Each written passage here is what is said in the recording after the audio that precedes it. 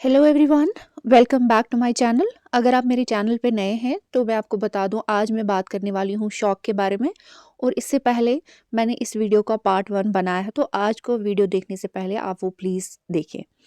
तो चलिए आज का वीडियो शुरू करते हैं। तो आज हम बात करेंगे स्टेजेस ऑफ शॉक के बारे में। Regardless of the type of shock, shock progresses through following stages. सबसे पहले होता है कॉम्पनसेटेड स्टेज, जिसको हम प्री शॉक या नॉन प्रोग्रेसिव शॉक भी कहते हैं।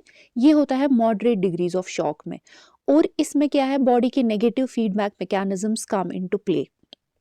फॉर एग्जाम्पल बेरोरिसेप्टर रिफ्लेक्सेस, जो ब्लड प्रेशर को, जो नॉर्मली हमारी बॉडी में short term regulation of blood pressure में हेल्प करते हैं, वो एक्टिवेट हो जाते हैं और वहाँ से सिंपैथेटिक सिस्टम एक्टिवेट हो जाता है और वो वेजो कॉन्स्ट्रिक्शन करता है और कार्डियक आउटपुट को भी बढ़ाता है। तो ये एक मैकेनिज्म है बेरोरिसेप्टर रिफ्लेक्सेस के का। दूसरा है central nervous system ischemic response, और जिसको हम शॉर्ट फॉर्म में सीएनएस इस्केमिक रिस्पॉन्स भी बोलते हैं।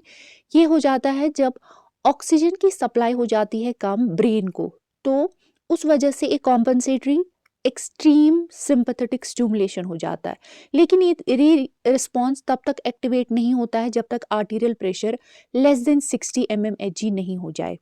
तो सीएनएस इस्केमिक रिस्पॉन्स है as a result of decreased oxygen supply to the brain, which results in extreme sympathetic stimulation and is activated only when arterial blood pressure is less than 60 millimeters of mercury.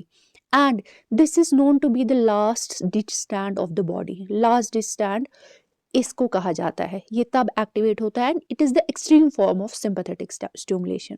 दूसरा है reverse stress relaxation of the circulatory system. इसमें क्या होता है, blood vessels contract around the diminished blood flow so that available blood volume adequately फिल्स the circulation. Blood vessels जो हैं वो contract करती हैं, इसको कहते हैं रिवर्स स्ट्रेस रिलैक्सेशन। रिलैक्सेशन के बदले वो रिवर्स कर जाती हैं। जब ब्लड फ्लो ही कम हो जाता है, ये डिमिनिश्ड ब्लड वॉल्यूम को कॉम्पनसेट करने के लिए कॉन्स्ट्रिक्ट करती हैं, उसकी वजह से आर्टीरियल प्रेशर जो है वो बढ़ जाता है। तीसरा जो मैकेनिज्म हमारी बॉडी में आता है वो है activation of the renin angiotensin aldosterone system, जिसको हम शॉर्ट फॉर्म में रास भी बोलते हैं, RAAS। ये हमारी बॉडी में नॉर्मली एक लॉन्ग टर्म मैकेनिज्म है ब्लड प्रेशर को रेगुलेट करने का, लेकिन शॉक में ये और एक्टिवेट हो जाता है क्योंकि इसका जो एंजियोटेंसिन कंपोनेंट है वो वेजो कॉन्स्ट्रिक्टर है, वो one of the potent vasoconstrictors in the body है। वो ब्लड वेसल्स को कॉन्स्ट्रिक्ट करता है, जिस वजह से ब्लड प्रेशर बढ़ जाता है। और एल्डोस्टेरॉन सोडियम और वाटर की रीअब्जॉर्प्शन कराता है, तो ब्लड वॉल्यूम को रिस्टोर करता है और उस वजह से भी ब्लड प्रेशर मेंटेन रहता है। पांचवा है increased secretion of vasopressin. Vasopressin कहाँ से आता है, it comes from posterior pituitary. तो वेजोप्रेसिन, जैसा कि इसका नाम ही है, ये वेजोप्रेसर है, मतलब ये भी अगेन वेजो कॉन्स्ट्रिक्शन करता है, ये भी आर्टीरियल प्रेशर को नॉर्मलाइज करने की कोशिश करता है। Increase secretion of catecholamines by adrenal medulla. Catecholamines जो कि नॉरएपिनेफ्रिन और एपिनेफ्रिन है, एड्रिनल मेडुला से जो निकलते हैं, उनकी सिक्रीशन भी इंक्रीज हो जाती है। इन सब मैकेनिज्म्स के अलावा कुछ कॉम्पनसेटरी मैकेनिज्म्स हैं जो ब्लड वॉल्यूम को वापस लाते हैं। ये तो थे ब्लड प्रेशर को मेंटेन करने के मैकेनिज्म्स। अब जो मैकेनिज्म्स ब्लड वॉल्यूम को वापस लाते हैं वो है increase absorption from the GI tract. Gastrointestinal tract से इंक्रीज एब्जॉर्प्शन हो जाती है फ्लूइड्स की, absorption into blood capillaries from interstitial spaces. Interstitial species से फ्लूइड आता है वापस इनटू कैपिलरीज, उसको कहते हैं हम capillary fluid shift. Capillary fluid shift.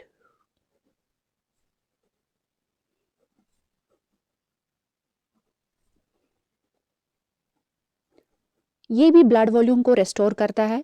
और conservation of salt and water by the kidneys, जैसे मैंने कहा कि ADH रिलीज हो जाता है, या वेजोप्रेसिन भी जिसको हम बोलते हैं।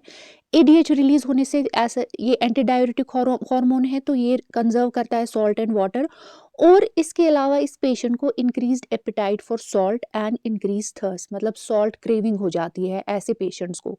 ये हो गए नॉर्मल होम्योस्टैटिक मैकेनिज्म्स जो बॉडी में एक्ट करते हैं in case of non progressive shock. Non progressive shock में विदाउट थेरेपी पेशेंट वापस आ सकता है, no need for external therapy. ये सारे मैकेनिज्म्स की वजह से पेशेंट वापस आ सकता है, patient can return to normal. अब हम नेक्स्ट स्टेज की बात करते हैं, जो सेकंड स्टेज ऑफ शॉक है, प्रोग्रेसिव शॉक का। प्रोग्रेसिव शॉक में क्या हो जाता है, एक विशियस साइकिल सेटअप हो जाता है पॉजिटिव फीडबैक मैकेनिज्म्स का। जैसा कि आप जानते होंगे, पॉजिटिव फीडबैक मैकेनिज्म्स हमारी बॉडी में होते हैं जहां पर response is same as that of the stimulus, यानी कि shock leads to more shock. Shock जब एक बार सेट हो गया in progressive stage, it leads to more shock, क्योंकि इस टाइम क्या हो जाता है, जो हमने कॉम्पनसेटेड स्टेज में देखे नेगेटिव फीडबैक मैकेनिज्म्स, उनको ओवर पावर कर जाते हैं positive feedback mechanisms. For example, अगर पेशेंट ब्लीड कर रहा है, उसको अगर हेमरेज ज़्यादा है, moderate to severe degree of haemorrhage है, तो अब नॉर्मल मैकेनिज्म्स काफ़ी नहीं है उस पेशेंट को बचाने के लिए, जो नेगेटिव फीडबैक मैकेनिज्म्स है। अब पॉजिटिव फीडबैक मैकेनिज्म्स आते हैं और इस स्टेज पे हमें पेशेंट को थेरेपी देने की ज़रूरत होती है। So progressive stage can be reversed with external therapy. और इसमें क्या क्या पॉजिटिव फीडबैक मैकेनिज्म्स होते हैं और क्या क्या डिटीरियोरेशन होती है बॉडी में, जैसे कि कार्डियक डिप्रेशन हो जाता है, decrease coronary blood flow below that required normally by the heart. जो ब्लड फ्लो नॉर्मली रिक्वायर्ड होता है हार्ट को, उससे भी अगर कम ब्लड सप्लाई हो जाए तो कार्डियक मसल ही डिप्रेस हो जाती है। Normally heart has a tremendous reserve capability that normally allows it to pump 300 to 400% more blood than is required. इसका मतलब ये है कि नॉर्मली हमारा जो कोरोनरी ब्लड फ्लो होता है वो होता है 300 to 400% more than what is required by the myocardium. तो एक एक्स्ट्रा रिजर्व है वहां पर, तो ये डिटेरियोरेशन जल्दी नहीं होती है, इसको टाइम लगता है, इसमें टाइम लगता है। लेकिन जब एक बार ये सेट हो गई, deterioration of the myocardium is the major determinant of death. जब एक बार ये हो गई, कार्डियक डिटेरियोरेशन हो गई, कोरोनरी ब्लड सप्लाई कॉम्प्रोमाइज हो गई, that is the major determinant of death. दूसरा हो जाता है वेजोमोटर फेलियर। इसका मतलब ये है कि वेजोमोटर सेंटर जो हमारी ब्रेन में है, वहां पर ब्लड सप्लाई कम हो जाती है तो वो डिप्रेस हो जाता है। वेजोमोटर टोन जो है हमारी बॉडी का, सिंपैथोमाइमेटिक टोन जो है हमारी बॉडी का कॉन्स्ट्रिक्टर, वो लूज हो जाता है, तो उस वजह से ब्लड वेसल्स डायलेट हो जाती हैं, ब्लड प्रेशर कम हो जाता है। एक और चीज कंडीशन होती है इसमें, स्लज्ड ब्लड जिसको हम कहते हैं। मैंने आपको पहले ही कहा कि शॉक में एक एसिडोटिक कंडीशन है, शॉक में एसिडोसिस हो जाता है क्योंकि accumulation of lactic and carbonic acid हो जाता है, जिसकी वजह से local acidity of blood increase हो जाती है। That leads to deterioration of local tissues and local agglutination of blood. इस एसिडिटी की वजह से ब्लड एग्लूटिनेट होता है। Even if blood is not clotted, there is increase stickiness of the blood cells to each other which decreases the blood flow. एक increase, क्योंकि blood flow कम हो जाता है ऑलरेडी, इसमें सेल्स जो हैं उनकी स्टिकीनेस बढ़ जाती है एक दूसरे के साथ, जिसको हम स्लज्ड ब्लड कहते हैं। और ओवरऑल इसका भी रिजल्ट है कि ये फर्दर ब्लड फ्लो को कम करता है। So this is again a positive feedback mechanism. Increased capillary permeability. अब कैपिलरीज की अपनी ब्लड सप्लाई होती है, अगर उनको भी ब्लड सप्लाई कम हो जाए तो उस वजह से क्या हो जाता है, कैपिलरी डैमेज हो जाती है। कैपिलरीज डैमेज हो गई तो उनकी सेल डेथ हो जाती है, वहां पे भी उनकी परमेबिलिटी बढ़ जाती है। एंड कैपिलरी परमेबिलिटी बढ़ने की वजह से there is leakage of fluid from the capillaries, जिस वजह से ब्लड वॉल्यूम कम हो जाता है और शॉक प्रोग्रेस हो जाता है। Apart from that, release of toxins by ischemic tissues like histamine, serotonin and various tissue enzymes जो बॉडी के टिश्यूज को डिस्ट्रॉय करते हैं, जो भी अब सर्वाइविंग टिश्यूज है उनको फर्दर डिस्ट्रक्शन हो जाती है। There is generalised cellular deterioration specially in the liver, मतलब जनरली सारी सेल्स ऑफ बॉडी डिटेरियोरेट कर जाती है इन सारे पॉजिटिव फीडबैक मैकेनिज्म्स की वजह से। लिवर स्पेशली इसलिए because of its high rate of metabolism and because of exposure to vascular toxins and other metabolites. Liver में क्योंकि मेटाबॉलिक रेट हाई होती है, ये हमारी बॉडी के सारे मेटाबोलाइट्स को हैंडल करता है और इसका एक्सपोजर सबसे ज़्यादा रहता है, तो liver is the specially the organ. Apart from that, heart and lungs they are also involve, specially lungs में क्लॉट्स बन जाते हैं जिसको हम कहते हैं shock lung syndrome. Shock lung syndrome एक कंडीशन होती है जिसमें जो शॉक की कंडीशन होती है इन केस ऑफ लंग्स।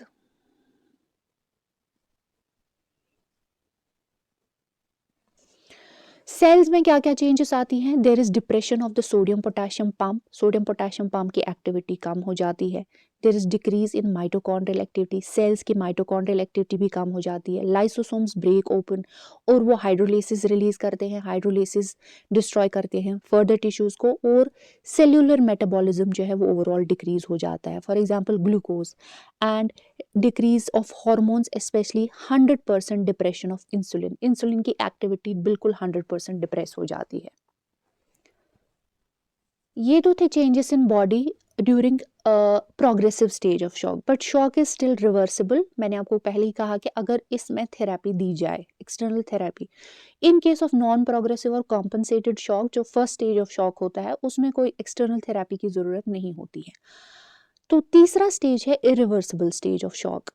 यहाँ पर स्पेशली शॉक जो है वो इरिवर्सिबल हो जाता है, मतलब अब ये वापस नहीं आ सकता है ये पेशेंट। स्पेशली इसमें depletion of high energy phosphate, जो कि जैसे कि क्रिएटिनिन फॉस्फेट, और एटीपी कन्वर्ट हो जाता है एडीपी में, वो कन्वर्ट हो जाता है एडिनोसिन में, एंड एडिनोसिन जो है वो कन्वर्ट हो जाता है into uric acid, and once uric acid is formed it leaves the cell and it cannot enter back. So there is no chance of repleting the ATP stores.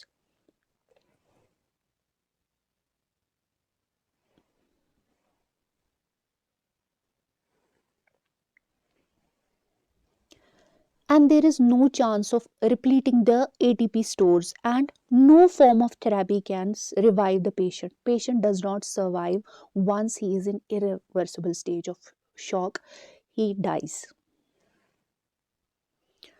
अब हम बात करते हैं कि अब अगर पेशेंट को जो थेरेपी देनी होती है वो क्या होती है, in specially in case of reversible और प्रोग्रेसिव स्टेज ऑफ शॉक, उसमें हम क्या क्या दे सकते हैं।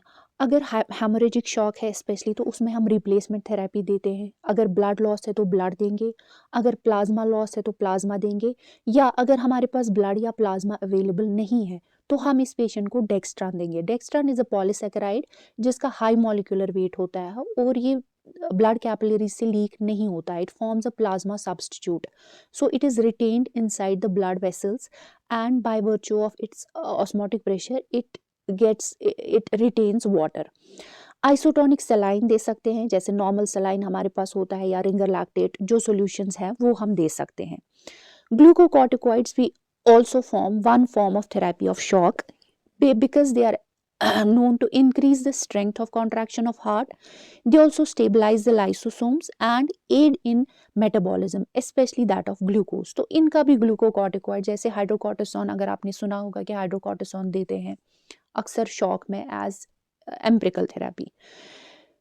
इंपॉर्टेंट रोल आता है सिंपैथोमाइमेटिक ड्रग्स का, जैसे epinephrine and norepinephrine, specially useful in neurogenic and anaphylactic shock. अगर आपको याद होगा, मैंने आपको पिछली वीडियो में कहा था कि anaphylactic and neurogenic shock are form of types of distributive shock जिसमें वेजोडाइलेशन हो जाती है मेनली। तो sympathomimetic drugs are useful in case of vasodilation because they cause vasoconstriction, but these are not valuable in haemorrhagic shock, क्योंकि haemorrhagic shock में already there is severe sympathomimetic sympathetic stimulation maximal होती है उसमें। तो अब हम उसको और नहीं बढ़ा सकते, जितनी होनी है बॉडी में उतनी हो जाती है। So further giving sympathomimetics is not useful, and sympathomimetic drug of choice हमारे पास है डोपामिन। अगर आपको कभी कोई पूछे कि कौन सा ड्रग दोगे पेशेंट को, you should tell dopamine. Dopamine because it increases the cardiac contraction. ये एक आयोनोट्रोपिक एजेंट है and it is the drug of choice in shock.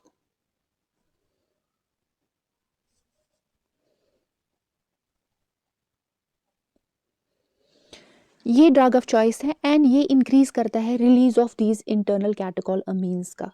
तो it is the drug of choice in shock. Head down position दे सकते हैं। Head down position यानी कि patient का head as compare to his lower part of the body at least 12 inches हम ये कम रखते हैं, जिसको हम कहते हैं टेंडलनबर्ग पोजीशन।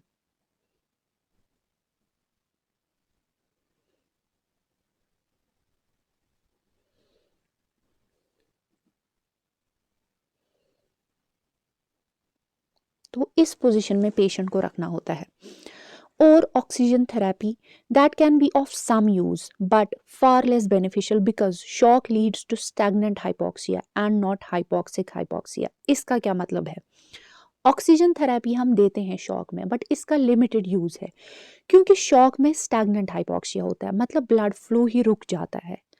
और हाइपोक्सिक हाइपोक्सिया नहीं होता है। हाइपोक्सिक हाइपोक्सिया में oxygenation of blood is reduced. Oxygenation of blood इसमें नॉर्मल रहती है, लेकिन ब्लड फ्लो कम हो जाता है। क्योंकि ब्लड फ्लो कम हो जाता है तो हमारे पास इसको ऑक्सीजन थेरेपी देने का कोई यूज नहीं होता है। अब जब आपको पेशेंट डायग्नोज करना होगा शॉक का, तो उसमें आपको सिम्टम्स देखने हैं। तो सिम्टम्स ऑफ शॉक क्या होते हैं? पेशेंट जब आपके पास आता है तो ही इज़ यूजुअली अनकॉन्शियस, और टैकिपनिक होता है यानी कि ब्रेथलेसनेस उसको होती है। पेल हो गया होता है क्योंकि उनमें क्यूटेनियस वेजोकॉन्स्ट्रिक्शन हो जाती है। क्यूटेनियस वेजोकॉन्स्ट्रिक्शन की वजह से ब्लड फ्लो कम हो जाता है स्किन को, तो it gives rise to pallor in the skin. Skin is cold and clammy again because of vasoconstriction in the cutaneous blood vessels. Pulse is rapid, thready and feeble. Pulse rapid क्यों होता है? क्योंकि sympathetic system की activation की वजह से, जो normally हमारा सिंपैथेटिक सिस्टम एक्टिवेट हो जाता है शॉक में, उसकी वजह से pulse rapid, थ्रेडी and feeble. Feeble pulse हो जाता है जब इसका वॉल्यूम, पल्स का वॉल्यूम कम होता है। पल्स इज नॉट जब हमें थ्रस्ट कम आता है। And patient is usually anuric. Anuria मतलब पेशेंट को एन्यूरिया हो जाता है because of acute renal failure. Kidney shut down हो जाती हैं because they try to conserve the water, they try to restore the blood volume to normal. So in patients को acute renal failure हो जाता है। acute renal failure में होते हैं ये patients, they are anuric. renal failure आप कैसे देखोगे? when the patients have anuria. And इनमें एक और चीज़ हो जाती है किडनीज में, acute tubular necrosis because of capillary hypoxia again, that can in the glomerular capillaries, that can lead to acute tubular necrosis. This is one of the changes in kidneys along with failure. तो इसी के साथ ये topic ख़त्म हो जाता है।